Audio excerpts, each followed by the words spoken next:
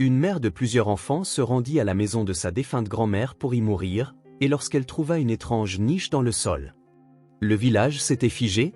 Rebecca espérait désespérément que, cette fois-ci, le médecin lui annoncerait quelque chose de bon. Une mère de 3 enfants de 4 ans n'avait tout simplement pas le droit de mourir, alors pourquoi tout cela était-il arrivé? Le destin ne s'était-il pas suffisamment acharné en lui prenant Ernest, son mari bien-aimé, et sa grand-mère Caroline? La petite blonde, mince et fragile, tremblait de peur en attendant les résultats de ses nouveaux examens. Il semblait qu'elle était la seule à essayer de tenir tête au monde entier. Le médecin ajusta ses lunettes sévèrement lorsqu'elle entra, comme s'il ne connaissait pas son nom. Le docteur Marcus tripota ses lunettes, tout comme la dernière fois, ses lèvres serrées. C'était clairement un mauvais signe. « Monsieur Marcus, ne traînez pas, que montrent les analyses ?» demanda-t-elle d'une voix tremblante. « En fait, il n'est pas dans nos habitudes de discuter de tels résultats directement, mais étant donné votre situation et la nécessité de prévoir pour vos enfants. » Il fit une pause, et pour Rebecca, cela sonna comme une condamnation à mort. Prévoir pour les enfants à l'avance? Ces mots ne présageaient rien de bon. Marcus Edwards se racla légèrement la gorge et continua. « Je suis désolé, Rebecca, mais je n'ai rien pour vous réconforter. L'oncologie est à un stade très avancé et il n'y a pas d'erreur possible. Rien ne peut être fait. » Ses mains devinrent si froides que Rebecca eut l'impression d'être déjà morte. « Eh bien, il y a une chance. Comme on dit, une chance sur 2, mais cela nécessiterait une opération très coûteuse. » Le médecin semblait mal à l'aise pour une raison inconnue. Marcus Edwards se sentait coupable, bien qu'il voit défiler chaque jour des flots de gens malchanceux qui perdaient leur chance de guérison simplement parce qu'ils n'avaient pas d'argent. Il ne pouvait pas aider tout le monde, même s'il le voulait vraiment, mais il éprouvait une compassion particulière pour Rebecca. Il savait qu'il y a 4 ans, elle avait donné naissance à 3 merveilleux garçons et était ensuite devenue veuve. Il semblait que toutes les épreuves s'étaient abattues sur cette jeune femme fragile, et il ne pouvait rien faire pour l'aider. Combien cela va-t-il coûter? S'accrochait-elle à tout espoir. Marcus Edwards nomma un montant qui aurait pu acheter un appartement de 3 pièces en ville. Bien sûr, Rebecca ne pouvait pas réunir une telle somme. Elle n'avait pas d'économie. « Je vais essayer d'emprunter à quelqu'un », dit-elle presque automatiquement, sachant bien qu'il y avait peu de chances de succès, puisque ses connaissances étaient aussi pauvres qu'elle les vivait à peine mieux. Pourtant, elle devait essayer. « Je suis désolé, Rebecca. Vraiment. » Marcus Edwards semblait lui dire adieu, ce qui bouleversa enfin la jeune femme. Si même ce médecin ne croyait pas en son salut, alors il n'y avait probablement plus d'espoir. Rebecca ne lui répondit pas. Elle ne savait pas quoi faire ensuite. Elle sortit, ayant désespérément besoin d'une bouffée d'air qui ne sente pas les couloirs d'hôpital. Dehors, le temps était agréable. Les premières gouttes de printemps frappaient audacieusement le toit en un rythme et tombaient sur les jeunes feuilles. Et quand je partirai, tout restera pareil, le soleil brillera, de jeunes amoureux se promèneront main dans la main, et pourtant personne ne pourra jamais expliquer à Albert, Alfred et Alan pourquoi ils se retrouvent soudain en orphelinat. Peut-être que quelqu'un les adopterait, mais probablement qu'ils seraient séparés. Et trouveraient-ils seulement de bons parents? Elle tenta de s'interdire de penser au pire, mais cela ne fonctionnait pas. Les funérailles de son mari, qu'elle avait organisées 1 an auparavant, lui revinrent en mémoire. Il n'y avait même pas eu assez d'argent pour cela. Heureusement que ses collègues avaient contribué, mais comment aurait-il pu en être autrement, sachant que c'était sur le chantier qu'un bloc de béton était tombé sur la tête d'Ernest?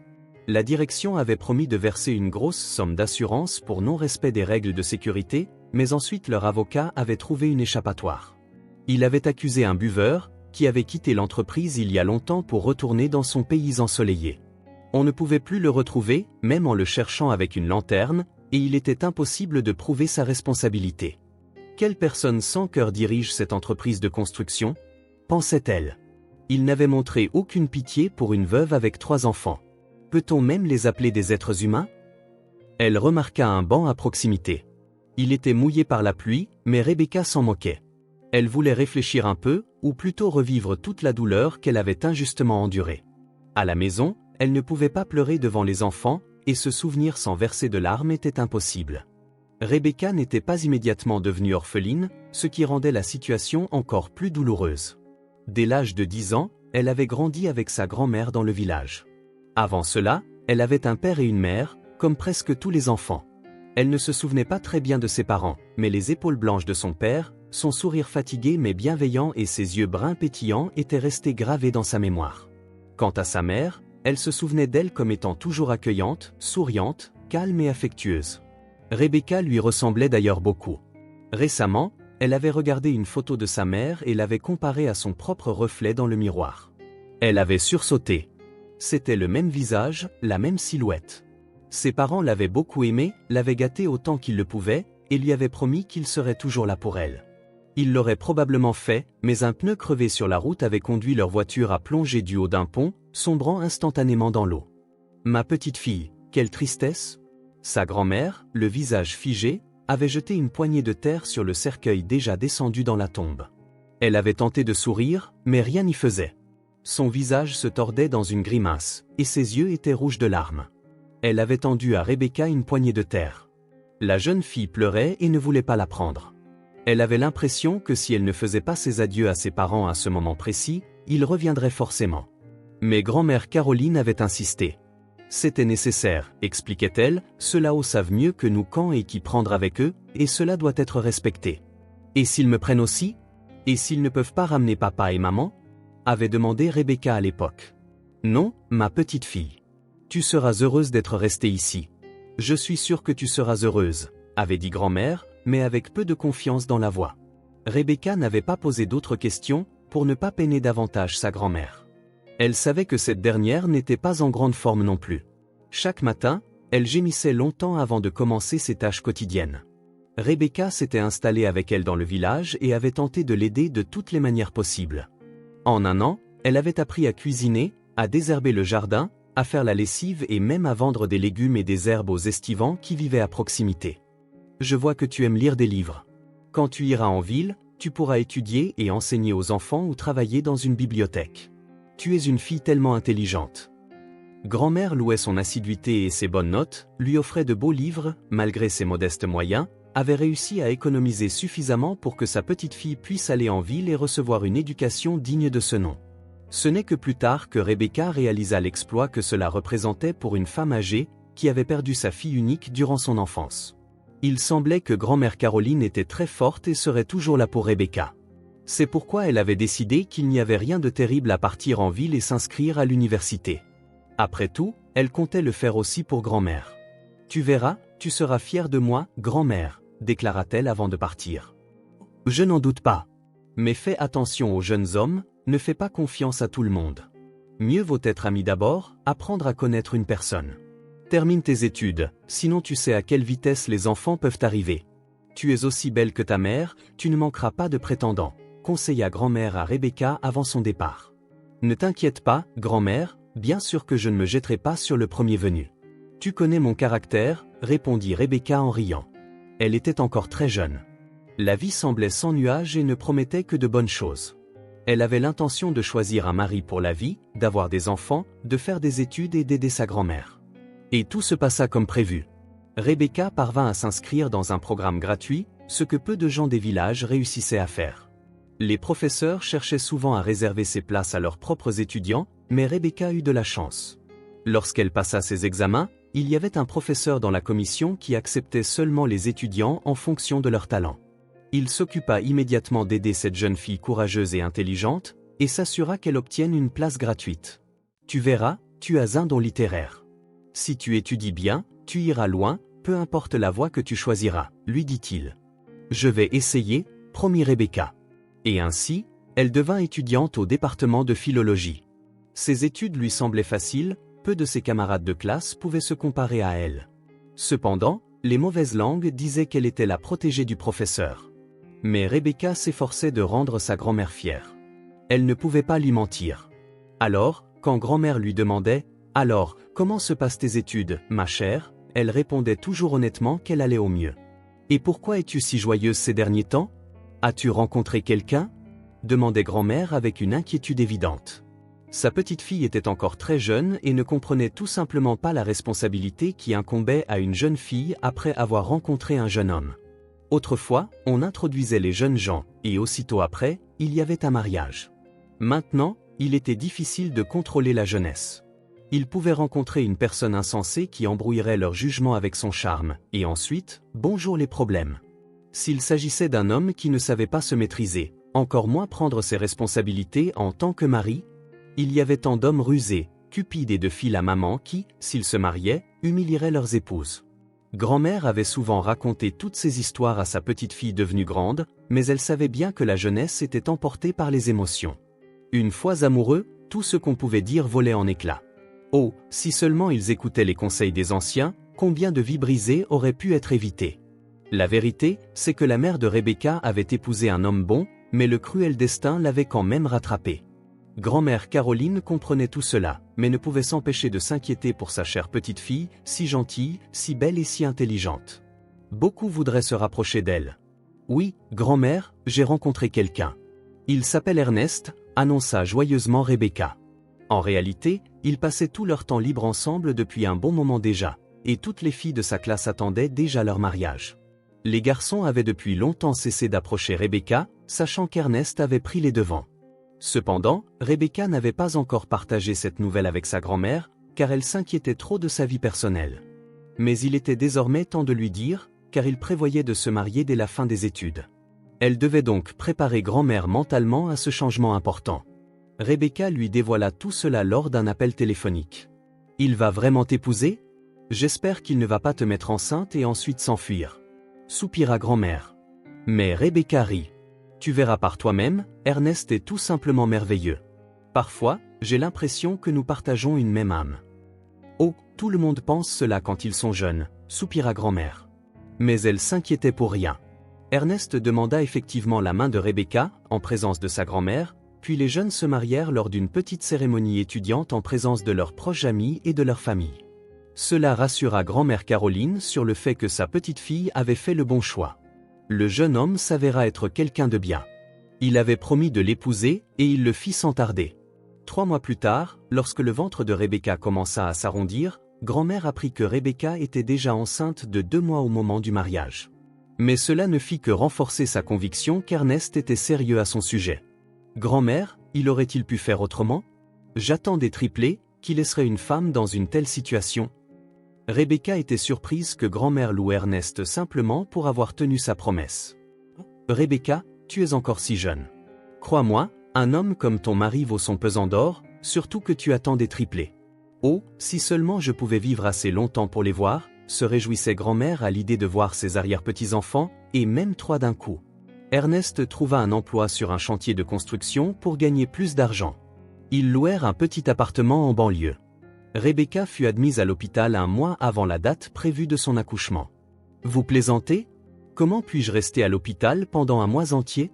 Je dois nourrir mon mari et m'occuper de la maison, protesta-t-elle, contrariée. Madame, êtes-vous sérieuse ? Vous avez un bassin étroit, vous aurez besoin d'une césarienne. Vous pensez que c'est facile de donner naissance à 3 bébés à la fois ? Si vous ne comprenez pas que c'est la seule option, je parlerai à votre mari. Il voudra sûrement que ses enfants naissent en bonne santé et que sa femme reste en vie, répondit fermement le médecin. Non, je lui expliquerai moi-même, répliqua Rebecca. Elle ne voulait pas que ce médecin sévère effraie son mari. Elle lui annonça simplement qu'il était désormais courant d'admettre les futures mamans à la maternité tôt, au cas où un accouchement prématuré surviendrait. Son mari dit que c'était une bonne chose qu'elle soit en sécurité et la visitait régulièrement. Rebecca remercia le médecin sévère une centaine de fois plus tard, car l'accouchement commença 2 semaines plus tôt que prévu et fut très difficile. Si elle avait insisté pour rester à la maison, il était peu probable que l'un d'eux ait survécu. Quel merveilleux bébé! De mémoire, il est rare que les 3 naissent aussi en bonne santé, et la mère se porte bien aussi. Vous savez, il semble que vous ayez beaucoup de chance, dit l'obstétricien. C'est ma Rebecca, ça ne pouvait pas être autrement. C'est une petite fille merveilleuse, se vantait grand-mère auprès des villageois de sa bonne fortune, et ils étaient d'accord. Elle avait élevé sa petite fille et avait vécu assez longtemps pour voir ses arrière-petits-enfants, et encore, Rebecca en avait eu 3 à la fois. Je marche dans le village comme une reine. Tout le monde me pose des questions et m'envie. Pourquoi ai-je une telle chance ? Se réjouissait grand-mère. Mais ce bonheur ne lui fut donné que pour 1 année. Rebecca appela et leur demanda de venir, à elle et son mari, en disant qu'elle avait rêvé que sa fille viendrait la chercher ce week-end. Le jeune couple ne fit que rire de ses croyances dans les rêves, mais ils décidèrent tout de même de venir. Grand-mère Caroline était joyeuse et rayonnante, ils étaient ravis de la voir en meilleure forme. Tu vois, tu t'inventes des choses. Tu es encore jeune, tu vivras jusqu'à 100 ans. Voire plus. Rebecca était heureuse que sa chère grand-mère soit joyeuse et pleine de vie. Toute la journée, elle joua avec ses petits-enfants, racontant diverses histoires amusantes de l'enfance de Rebecca. Puis, elle s'endormit, mais ne se réveilla jamais. Elle s'éteignit paisiblement, entourée de sa famille. C'était une grande travailleuse, elle l'a bien mérité, disaient les villageois. Ta grand-mère savait tout. Elle nous a même montré à l'avance où l'enterrer, murmura Ernest, discrètement. Lui aussi avait beaucoup aimé la grand-mère de sa femme.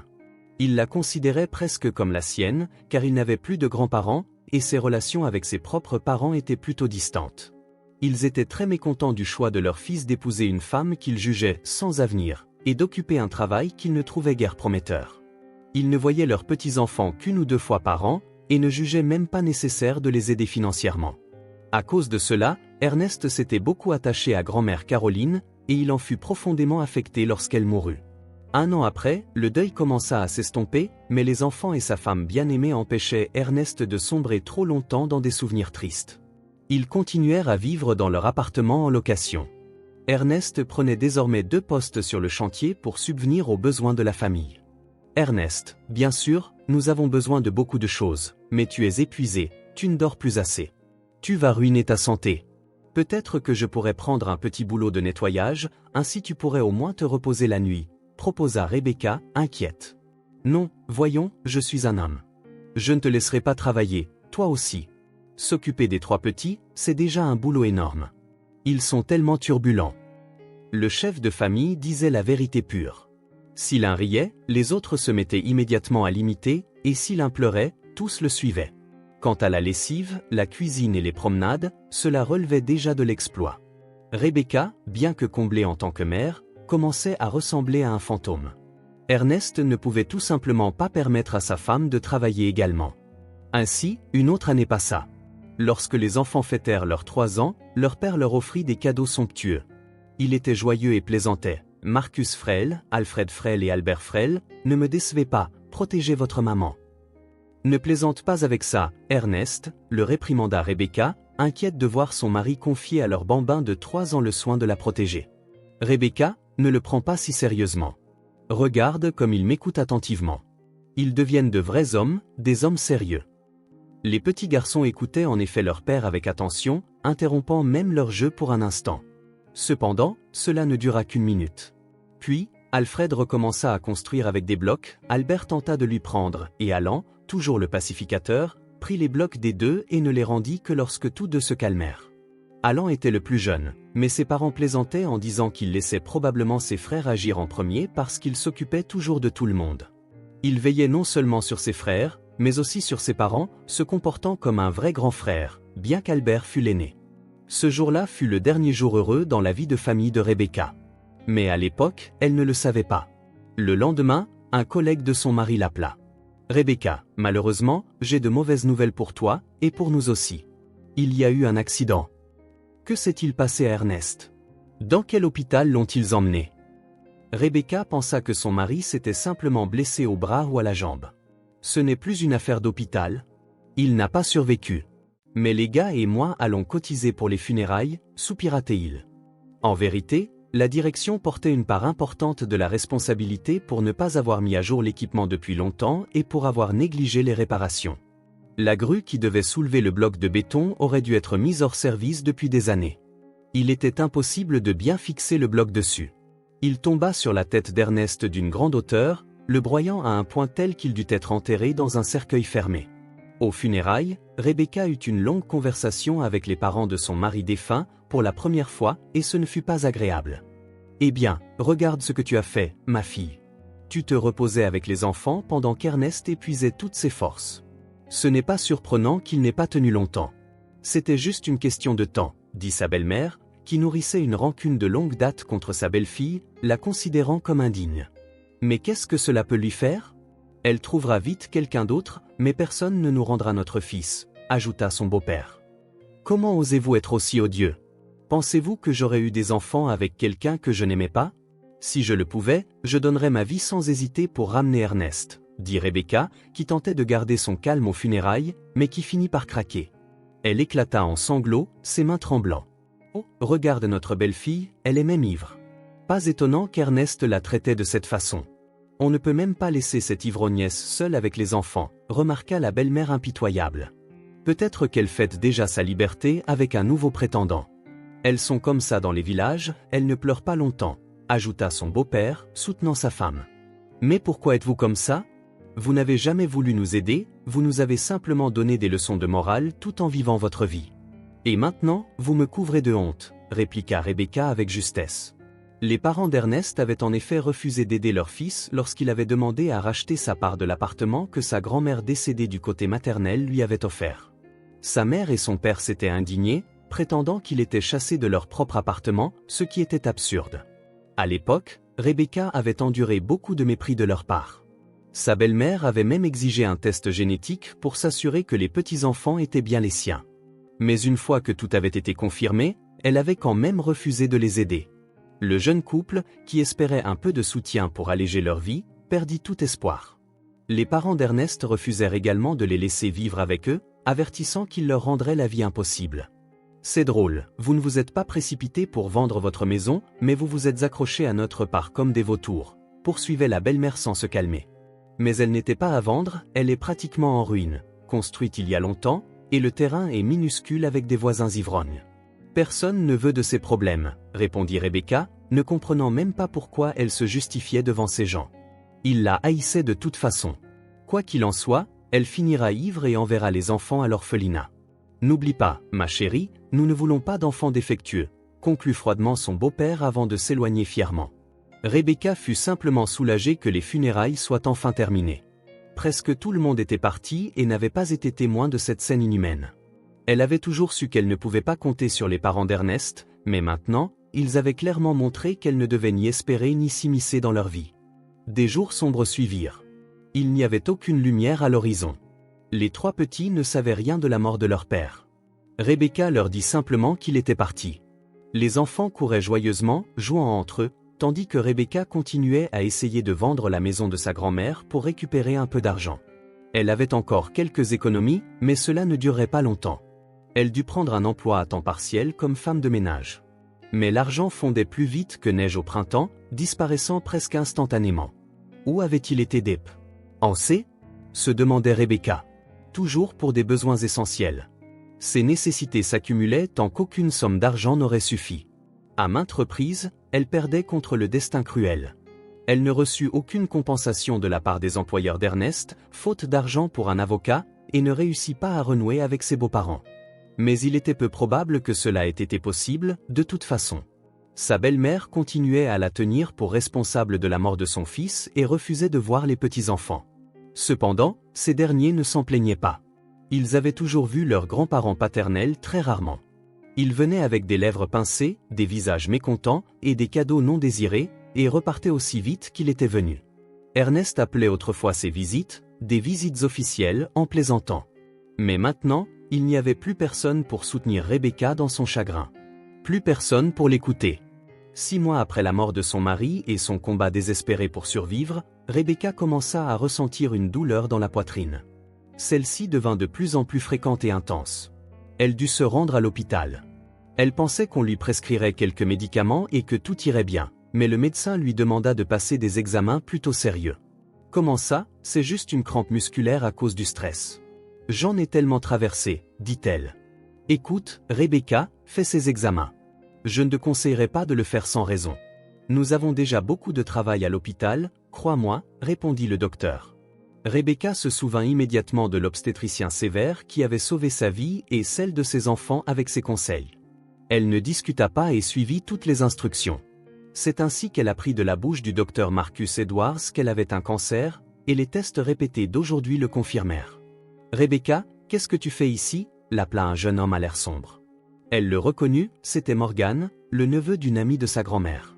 Il avait autrefois occupé une place importante en tant que procureur, mais sa vie avait pris un tournant tragique. Sa femme était morte, et ses malheurs ne s'étaient pas arrêtés là. Sa fille de 8 ans était allée nager avec ses amis dans un étang sans la permission de son père, et elle s'était noyée. Le plus douloureux était que 2 autres filles avaient été sauvées, mais ils n'avaient pas pu atteindre la sienne à temps. Morgan se blâmait pour tout. Et à vrai dire, il n'avait pas tort. Sa fille le voyait à peine à la maison dans un état sobre. Il buvait beaucoup et allait travailler chaque matin comme si de rien n'était. Personne ne soupçonnait qu'il avait totalement perdu pied.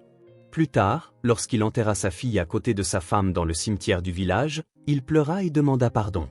Les hommes durent le tirer loin de la tombe. C'était la fin de l'automne. Morgan aurait complètement perdu la raison si des gens bienveillants n'avaient pas été là. Ainsi, tout le village apprit la tristesse accablante de cet homme. Bien sûr, c'était difficile à supporter, mais perdre un enfant est terrifiant.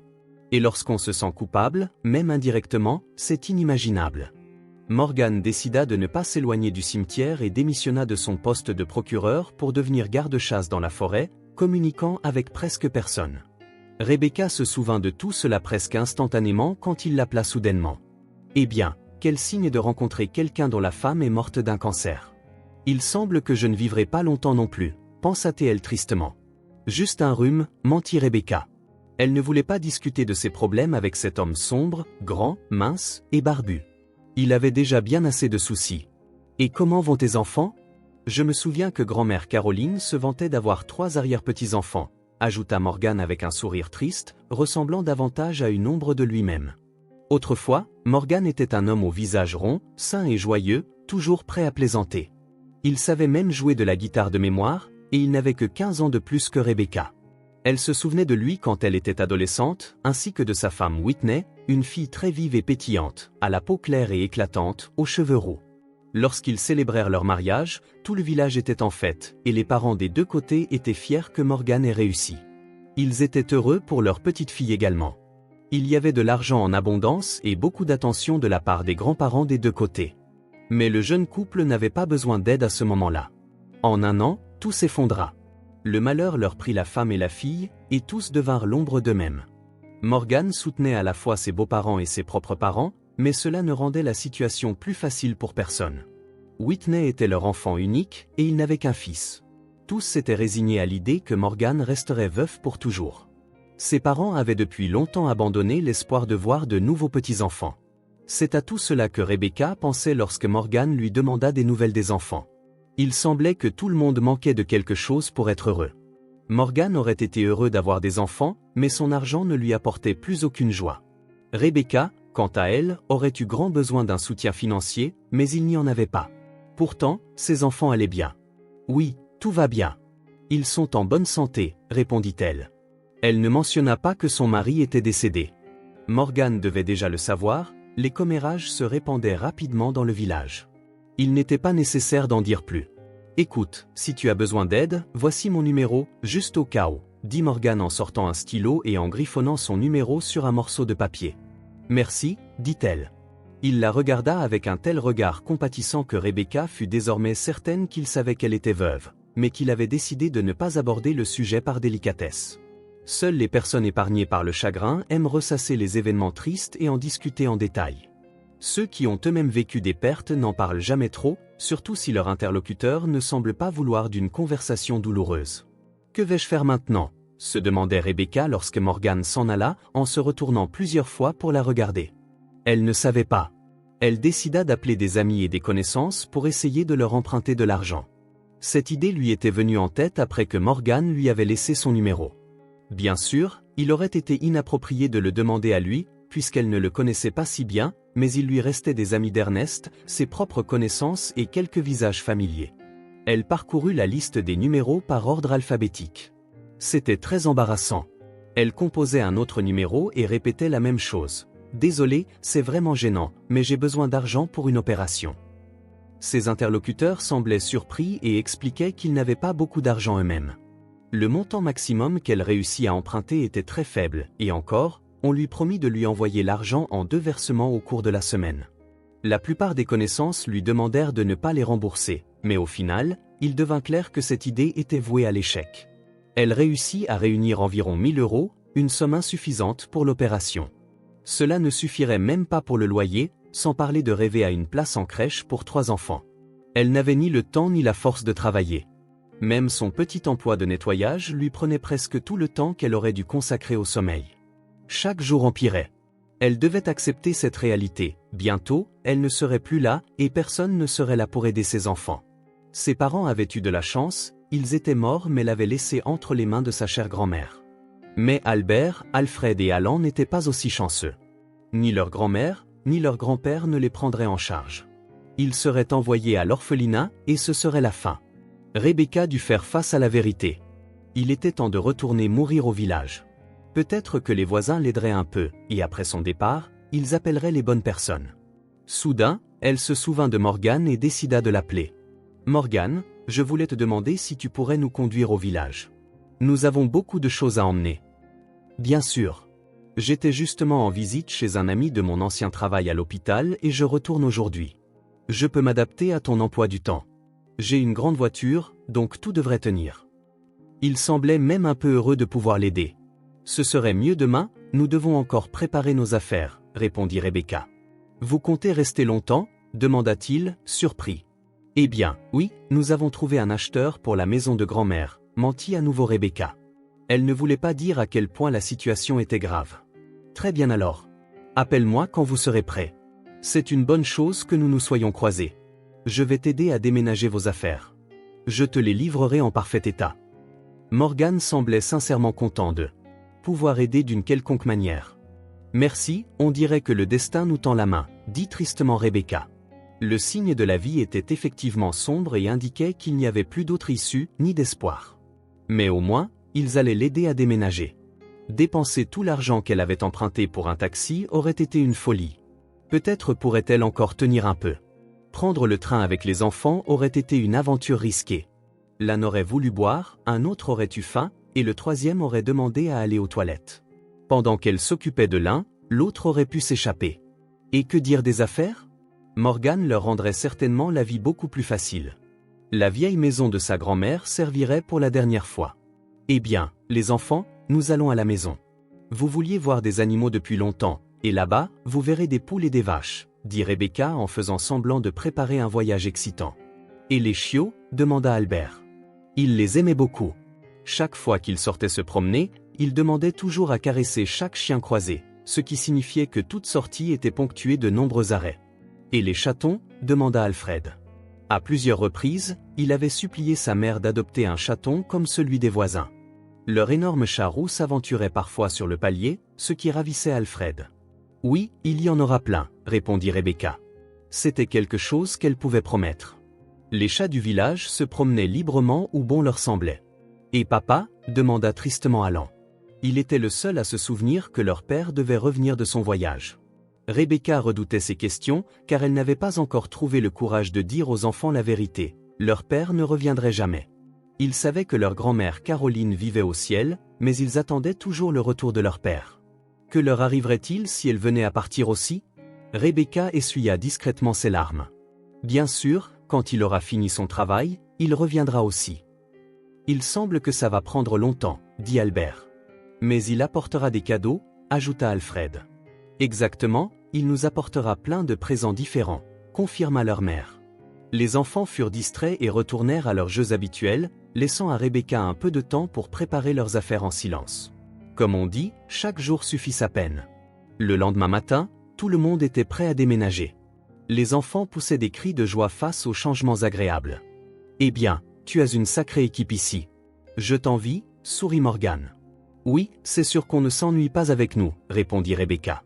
Ils voyagèrent pendant plus de 3 heures. Morgan réussit à partager des histoires sur son travail, et les enfants l'écoutaient avec attention, suspendus à ses lèvres, pendant qu'il racontait sa rencontre avec un ours qui ne lui avait fait aucun mal parce que l'oncle Morgan avait fait semblant d'être mort. Rebecca mentionna qu'elle prévoyait de rester au village un certain temps. Elle expliqua que la maison pourrait ne pas se vendre si rapidement et demanda à Morgan s'il connaissait des opportunités de travail. « Tu sais, je suis toute seule, laisse-moi t'aider. Je n'ai nulle part où dépenser mon argent de toute façon, » proposa-t-il soudain. « Non, non, ça ne va pas. Que vont penser les gens ?» Elle ne termina pas sa phrase et posa un doigt sur ses lèvres. Morgan comprit tout sans qu'elle ait à en dire plus. Rebecca l'avait prévenu avant le voyage que les enfants ne savaient pas encore que leur père ne reviendrait pas. « Je peux passer des messages via grand-mère, tu sais. Comprends bien que je n'ai aucune intention cachée. Je ne suis pas du genre à aider pour ensuite profiter de la situation. C'est un geste sincère et cela me fait plaisir. De plus, il n'y a pas vraiment de travail au village pour une mère de 3 jeunes enfants. Honnêtement, il n'y a rien du tout. Tu devrais passer ta journée dans l'étable ou le poulailler, tu sais ce que c'est, répondit-il franchement. Oui, mais je pensais pouvoir m'occuper d'une personne âgée, ou aider dans une maison, ou avec des enfants. Juste un petit boulot à mi-temps me suffirait. Je sais que je ne pourrais pas faire un plein temps, répliqua Rebecca. Eh bien, je vais essayer de me renseigner, mais je pense toujours que tu devrais accepter mon aide, pour le bien de tes enfants. S'il te plaît, laisse-moi être utile à quelqu'un, insista Morgan. Peu importe combien Rebecca tenta de refuser, il insista pour lui donner une somme d'argent considérable selon ses standards. Même lorsqu'elle le mit en garde en disant qu'elle ne pourrait probablement pas le rembourser de sitôt, cela ne le dissuada pas. Écoute, à mon âge, qu'est-ce que j'ai à faire de l'argent? Tu sais tout de moi. Ne discutons plus, dit-il en commençant à transporter leurs affaires dans la maison avec colère.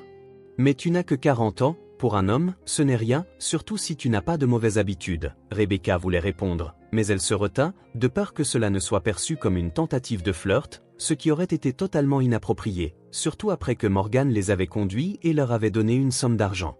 Rebecca pensa que peut-être le destin approuvait sa décision. Tout semblait s'arranger. Ils avaient déménagé sans problème et avaient maintenant de quoi démarrer. C'est vrai ce qu'on dit, chez soi, les murs aident parce que c'est la famille, pensa Rebecca. Waouh, cet endroit est incroyable, s'écrièrent les garçons, qui commencèrent immédiatement un jeu de cache-cache. Ils semblaient totalement imperturbés par le voyage et couraient partout comme des petits fous. La maison avait 5 pièces, donc il y avait beaucoup d'espace pour qu'ils courent. Rebecca leur demanda d'être prudents et se dit qu'elle avait enfin un peu de temps pour ranger leurs affaires avant que les garçons n'aient faim. Elle devait aussi trouver des lits propres, car ils auraient besoin de se coucher dès qu'ils auraient mangé. Sur le mur de la grande pièce, grand-mère Caroline la regardait depuis une photo. Les yeux de la femme sur l'image étaient légèrement plissés, comme si elle était perplexe. « Oh, grand-mère, si seulement tu étais encore en vie, ce ne serait pas si effrayant. Tu avais toujours un conseil pour chaque situation. Tu saurais quoi faire maintenant. C'est terrifiant quand il n'y a plus ni parents ni grands-parents, et que tu es la plus âgée. C'est comme un grand vide, dit Rebecca à sa grand-mère avant de se mettre à pleurer. Les larmes coulèrent lentement jusqu'à ce qu'elles se tarissent. Cela signifiait que son moment de faiblesse était passé. Il était temps de redevenir une mère. Rebecca tria rapidement les affaires tout en jetant des coups d'œil vers les garçons pour s'assurer qu'il ne leur arrivait rien. Car depuis qu'elle était devenue mère, elle avait compris que 3 enfants signifiaient 3 fois plus de soucis. Où était chaque enfant à cet instant? Que faisait-il? Chaque minute de silence lui semblait suspecte. Albert et Alfred semblaient bien.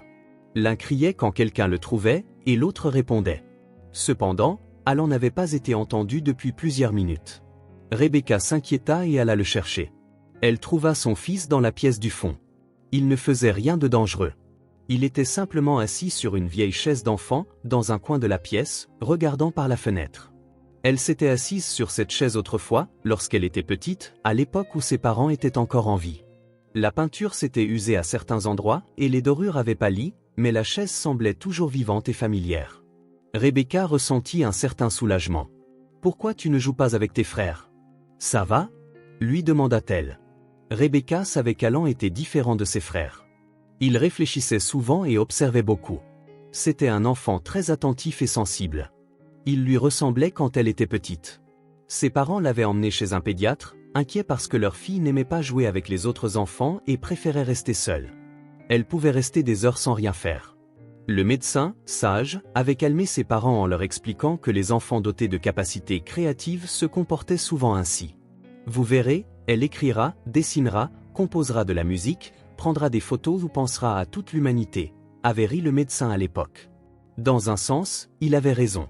Rebecca avait prévu de devenir professeure de langue et de littérature, mais il semblait qu'elle ne pourrait pas élever ses propres enfants. Peut-être qu'Alan avait un destin différent. « Maman, il y a une étrange lumière ici. On dirait qu'un petit soleil se cache sous le sol, répondit son fils à sa question. Les enfants sont tellement rêveurs, ils voient des merveilles partout. C'est une bonne chose.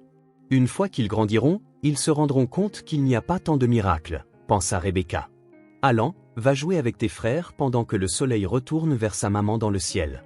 Il se cache probablement parce qu'il a peur. Allons le laisser tranquille, lui suggéra Rebecca. En vérité, elle voulait simplement qu'il ne reste pas seul afin qu'elle puisse le garder dans son champ de vision et ne pas s'inquiéter pour lui tout en s'occupant des tâches domestiques. Maman, je ne suis pas petit. Je vois vraiment le soleil, répondit Alan, blessé, se rendant compte qu'elle ne le croyait pas. Alan montra l'étrange lueur qui tombait sur le sol. C'est juste la lumière du soleil qui traverse les rideaux, tu ne vois pas, expliqua Rebecca patiemment. Non, regarde ici, s'exclama le garçon en se levant de sa chaise et en se dirigeant vers le coin où la lumière tombait.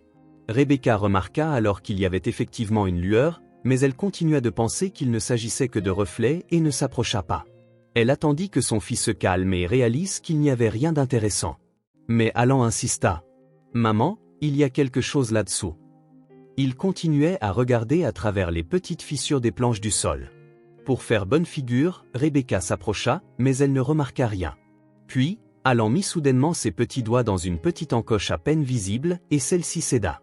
Un couvercle s'ouvrit, et une lumière dorée emplit tout le coin de la pièce. « Tu vois, tu ne me croyais pas. Regarde comme ton fils est intelligent !» cria Alan, fou de joie. Quand il était excité, il avait l'habitude de se référer à lui-même à la troisième personne. Rebecca se précipita pour éloigner son fils de la trappe ouverte, jeta un coup d'œil à l'intérieur et fut abasourdie. Tout le sous-sol était rempli d'objets brillants. Cela ressemblait à de l'or antique. Elle sortit quelques pièces et découvrit de vieilles gravures sur celles-ci. « Maman, regarde, je pense que ça t'irait bien, » dit Alan en sortant un bracelet orné de pierres précieuses de la pile de trésors. Les pierres semblaient être de gros rubis. Les autres frères accoururent au bruit, s'exclamant en chœur « Oh, ce sont les jouets de grand-mère? Est-ce qu'elle nous les a donnés ?»« Je les ai trouvés, » répondit Alan en protégeant les trésors de son corps, affirmant qu'il était réservé à maman. Il avait l'intention de les lui offrir parce que demain, c'était son anniversaire. « Tu te souviens, mon fils ?» pleura Rebecca, émue. « L'oncle Morgan a dit qu'il t'apporterait un cadeau demain, » avoua honnêtement son fils, ajoutant qu'il avait réussi à le devancer. En une semaine, la nouvelle de ce trésor découvert dans la vieille maison, que personne ne voulait acheter, fit le tour des journaux locaux, puis des télévisions. Ils montrèrent même une interview dans laquelle Rebecca expliquait que c'était Alan qui avait en fait découvert le trésor, comme un cadeau d'anniversaire. « Eh bien, j'espère que ton fils ne sera pas déçu que tu ne reçoives qu'une partie du trésor, puisque le reste ira au gouvernement, » sourit l'animateur de l'émission. « Je pense que le cadeau est toujours le meilleur, » répondit-elle avec un sourire. Lorsque l'inventaire fut réalisé, il s'avéra que la famille était soudainement devenue très riche. Les bijoux en or, les pierres précieuses, les pièces de monnaie et les billets de banque anciens représentaient une véritable fortune. Le montant était plusieurs fois supérieur à ce qui était nécessaire pour l'opération. Rebecca était tellement stupéfaite qu'elle laissa échapper à Morgan qu'une intervention chirurgicale était nécessaire, mais qu'elle ne savait pas à qui confier les enfants.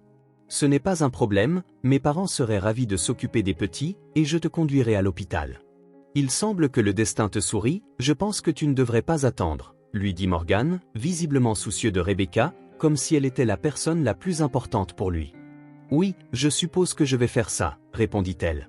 Elle appela le docteur pour l'informer qu'elle avait trouvé l'argent et demanda à se faire opérer dès que possible. « Oui, je vous ai vu à la télévision. »« Eh bien, tout semble bien se passer pour vous, » se réjouit le médecin. « Mais comment tout cela s'est-il retrouvé dans votre maison ?»« Eh bien, les journalistes ont découvert qu'elle appartenait autrefois à un riche propriétaire terrien. C'était une maison à 2 étages à l'époque, mais ils ont enlevé un étage, et maintenant elle a l'air un peu bizarre. Personne ne se doutait qu'elle avait une telle histoire. Peut-être que ce propriétaire y a caché le trésor, mais n'a pas pu le récupérer pour une raison quelconque, spécula Rebecca. Quelle histoire incroyable! Vous savez quoi? Venez demain. J'avais prévu de partir en vacances, mais il semble que ça devra attendre. Nous allons vous prendre en charge demain, proposa Marcus Edwards. Rebecca expliqua aux enfants qu'elle devait aller en ville pour un court moment, et dès le lendemain, elle était déjà à la clinique. Elle demanda à Morgan de ne dire à personne à quel point la situation était grave. « Tu vois, je fais tout pour survivre pour mes enfants. Mais au cas où, j'ai rédigé un testament pour eux, et je te demande, si quelque chose se passe, de t'assurer que tout soit bien respecté. Je sais que tu es un homme honnête, » demanda Rebecca avant l'opération. « Ne dis pas ça, ça n'arrivera pas une deuxième fois, » murmura Morgan. « Quoi ?» demanda Rebecca, surprise. « Je ne veux pas perdre la femme qui compte pour moi. Mais ne pense pas que tu me doives quoi que ce soit. C'est simplement un sentiment unilatéral, un amour non partagé.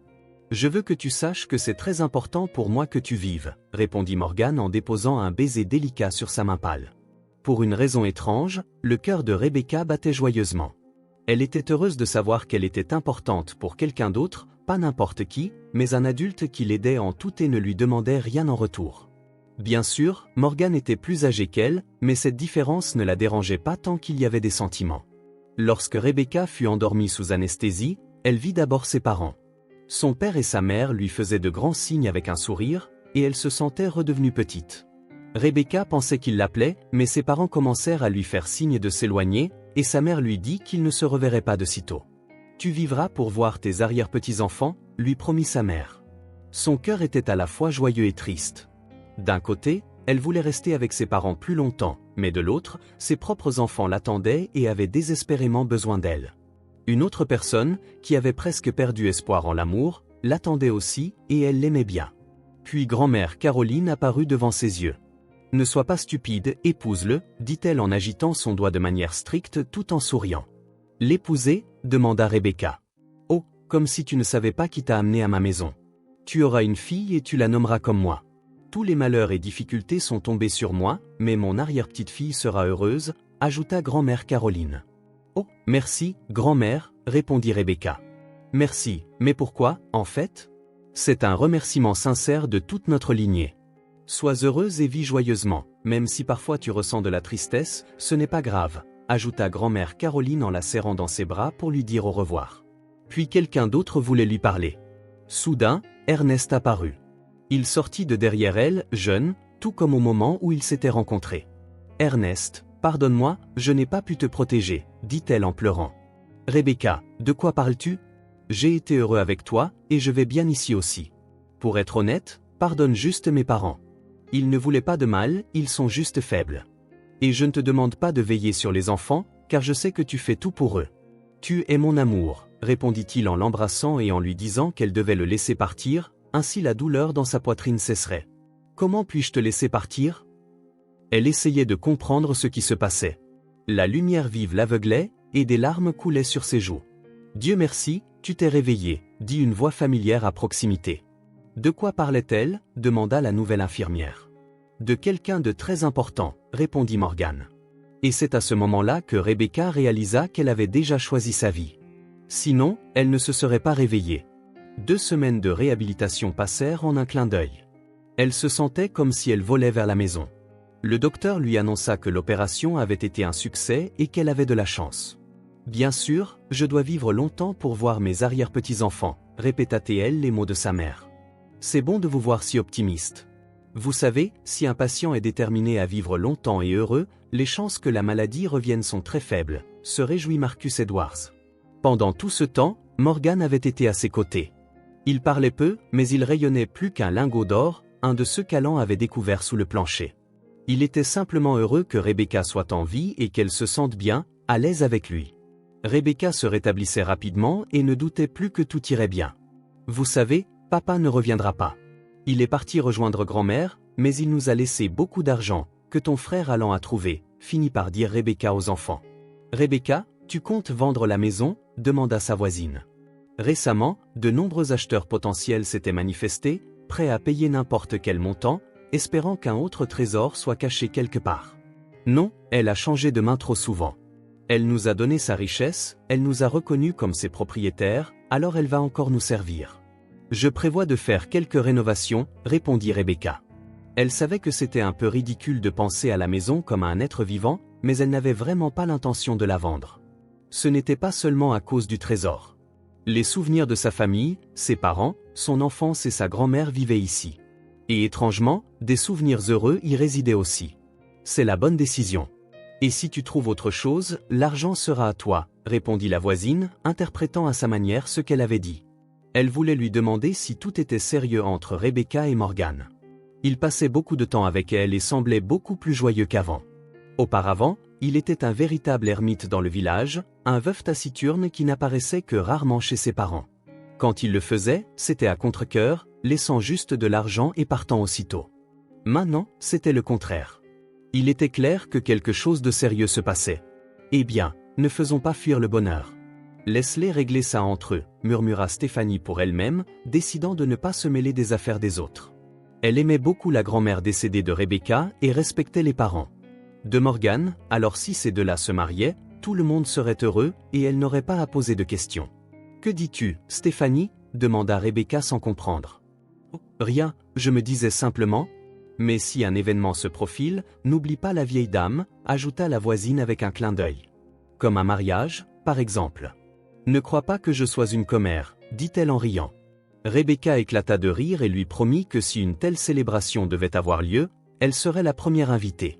Elle ne put tenir cette promesse, car un an plus tard, c'est Morgan qui invita d'abord ses parents et leur annonça en secret que lui et Rebecca attendaient un bébé. Et si c'était une fille, il la nommerait Caroline.